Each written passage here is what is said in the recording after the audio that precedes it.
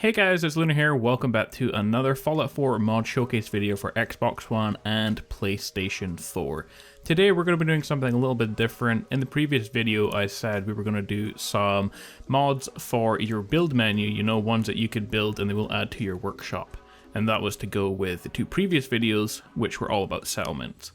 But there's been a lot of problems with mods lately, and the issues are really that once I make a video, like half of the mods that I make disappear within the next couple of days, and mods are kind of all over the place at the minute. And so until they settle back down and things are a bit more stable with mods, you know, I don't want to upload or showcase mods and then you guys can't download them. It kind of makes the videos a bit pointless. I'm going to be doing something a little bit different, and I'm just going to cover random mods until things are a bit more consistent.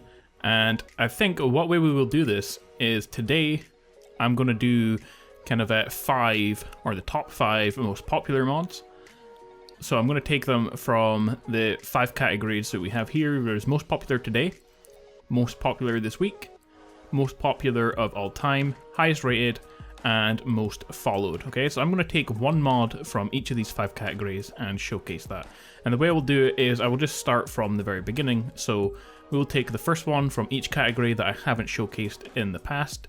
And I'm not gonna show you anything to do with any updates or bug fixes, that kind of thing. It's just gonna be things that actually add into the game. So it's just gonna be any 5 random mods that we come across. And the second video that we'll do is I'm gonna showcase the 5 latest mods. So it's just gonna be any mod from the latest category. And in this one, I may also cover any mods that I think are really cool that I've came across. So it might be like 4 from the latest category and just 1 mod that I think is really cool.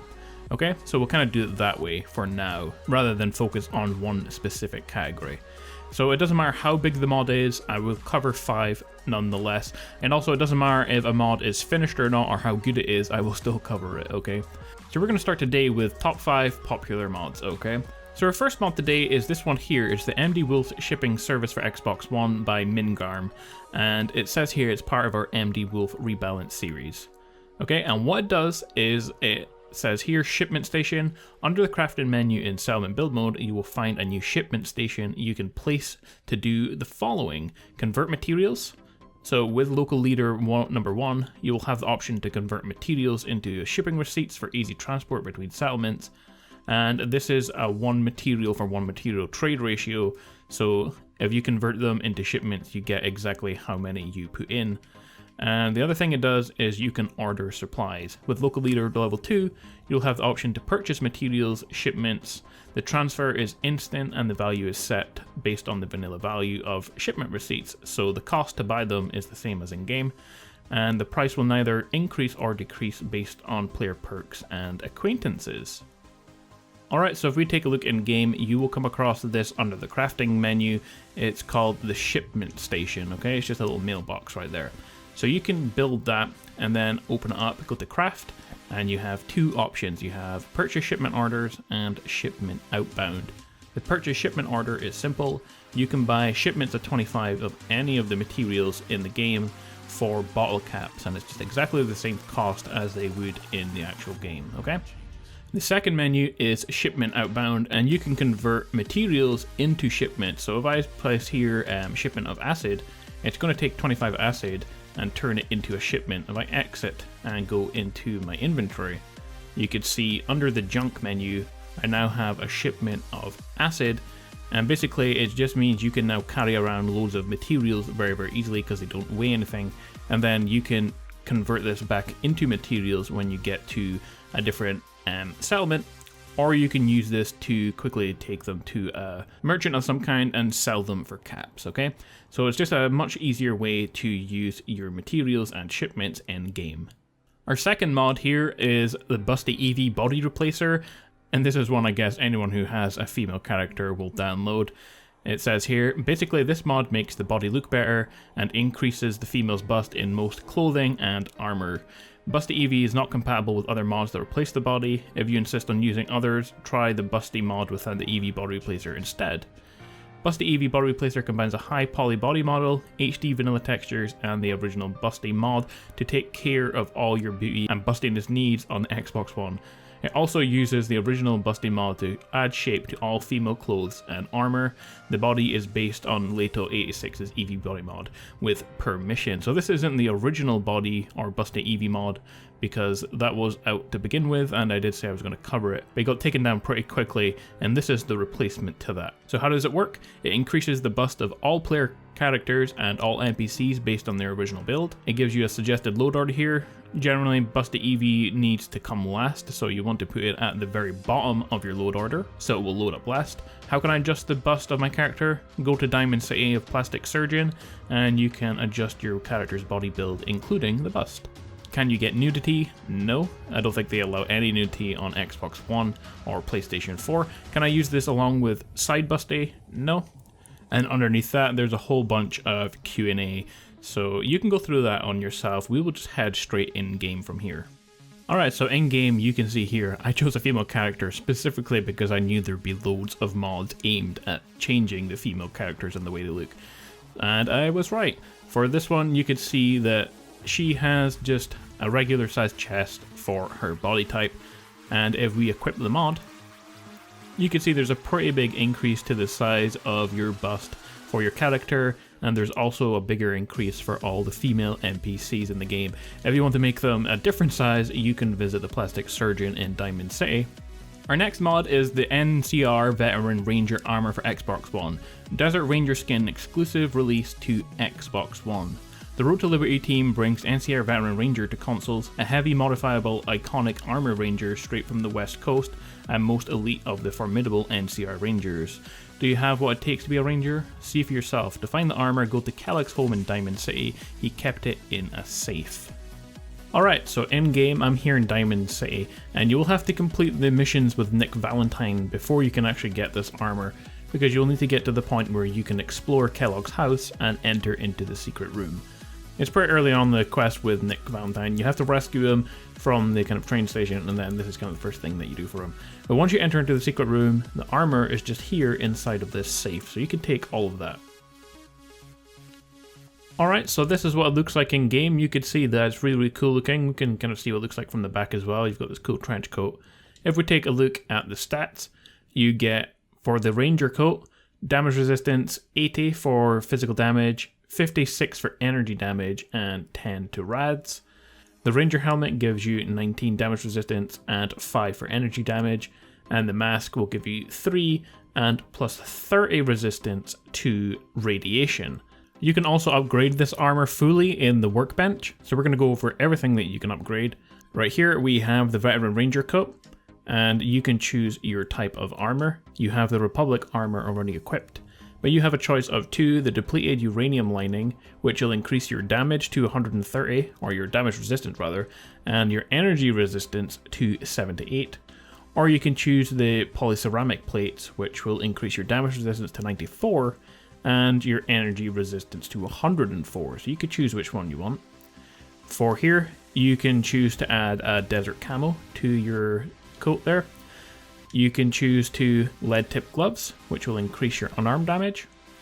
And you can choose to upgrade your boots. You get Deathclaw, which will increase your AP, your Radstag, which is a decrease in fall damage, or the Yaoguai, which will increase your stealth when sneaking. Okay, so those are all the things you can use to upgrade your Veteran Ranger coat. For the Ranger helmet, you can choose to upgrade it to Desert Camo. And you can choose a lining. You only get one option, which will increase your damage resistance.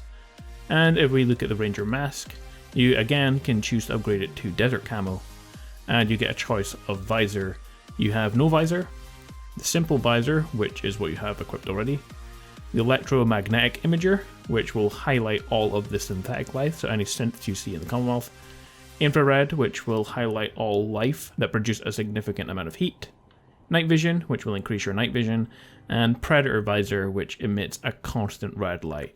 So those are all the things that you need to know about the NCR Veteran Ranger armor. And if you're interested, this is what it looks like with all of the desert camo. So actually I think I prefer this version to the original. So all the desert camo makes it look really, really cool. Our fourth mod is this MK14 EBR battle rifle. It goes really well with their NCR armor that we just saw. And it says here, it's a fully customized battle rifle, features 6 scopes, 3+1 stocks, I guess that means 4, 3 muzzle attachments, 2 barrel lengths, flashlight and semi and fully auto capabilities, reticles and zoom able to be modified on the weapon bench, as well as fine-tuning damage and recoil to balance with other mods. Perfect for both CQB and extended range engagements. And if you want to know where to find it, you can find it in the public occurrences in Diamond City, on top of the obelisk in Bunker Hill, next to the weapon workbench in the quartermasters on the Pridwin, Railroad HQ next to the workbench, Castle Underground, the Third Rail, Good Neighbor. You can create one in the Chems Lab under Utility, which is the way we will do it, so we don't have to travel. Okay, so that is where you can find it, loads of different places. There's also an FAQ for anything you need to know. Alright, so in game, what you want to do is build a chem station, and then you can start crafting, go all the way to Utility, and you will see the MK14 EBR is in the build menu. So we're going to go ahead and build that, okay? So as you can see here, it's a really nice looking gun. The base damage is 94, it uses 308 rounds, has a 50 fire rate, 191 range, 63 accuracy, weighs 10, and it currently has a value of 250 caps. But we're going to go ahead and modify this weapon now, and we're going to cover all of the mods that you can use for this gun. So for the MK14 ABR, there's actually quite a lot of mods. We're going to start here, the semi-auto receiver. So that's the one that's already equipped. You can equip the automatic receiver, which will improve fire rate, hardened receiver, better damage, armor piercing automatic receiver, improve fire rate and armor penetration, hardened automatic receiver, improve rate of fire and damage, powerful receiver, which will increase superior damage, hardened piercing auto receiver, improve rate of fire and armor penetration, improve damage, calibrated power receiver, which gives you superior damage, better critical shot damage and accuracy, rapid automatic receiver and superior rate of fire, the powerful automatic receiver, superior damage, improved rate of fire, advanced receiver, which will give you exceptional damage, more sensitive trigger and a better rate of fire. And that is all of them, so you can choose which one you think is best. We're going to use this one here, and I'm just going to equip this advanced receiver. For your barrel, you can get a short or a long barrel. So the 18-inch barrel here is just the standard one, and the 22-inch barrel gives you superior range and sighted accuracy, better recoil, but gives you poorer hip fire. But we will equip this one because we're going to use this as a rifle rather than anything else. You have here that says Mod 0. Mod 0 stock configuration, so that's just the default one. Mod 1 will give you improved hipfire accuracy, improved aim, but poor recoil. Mod 1, the CTR plus cheek rest, will give you improved hipfire and accuracy, slightly improved aim time, but slightly poorer recoil. And Mod 2 will decrease hipfire accuracy, worsen aim time, but improves aim accuracy. We're going to equip mod number 2. For your sight, you get the iron sight, which is just the one that is default. The EOTech XPS3 will give you adjustable reticle and fast aim time. EOTech XPS3 with magnifier will give you a variable magnification and an adjustable reticle. The Elcan Spectre DR will give you variable magnification, adjustable reticle, slightly slow aim time. And the Loophole CQBSS will give you variable magnification, adjustable reticle, slow aim time. Schmidt and Bender PM2 will give you a magnification variable, adjustable reticle, very slow aim time. You can decide which sight you use. Personally, I'm not a big fan of magnifiers on any of the sights, so I'm just going to equip this one here, which is the EOTech XPS3. Here you can use the flash hider, which will decrease your muzzle flash. You can use the muzzle brake, which is pretty much the same thing, but will also improve your recoil. Or you could use the suppressor, which obviously will help you kill enemies more stealthily. You have a choice of what you see when you look down your scope, so you can have like a dot or a ring. So you could choose whatever one you want out of this list. I'm just going to go with, we'll go with the Vault Boy reticle. Under here, it says a choice of flashlight, you only get one. Enables flashlight for the weapon, so we'll equip that. You can choose a recoil. This is kind of like a mod that you can choose up to 80% less recoil. We'll just do that. Here you can choose up to 200% increase on your damage, so we will also use that. So that is everything for this gun. As you can see guys, I did tell you it goes very, very cool with this armor. So let's just equip the weapon, and let's see, the Tactical Advanced MK14 ABR.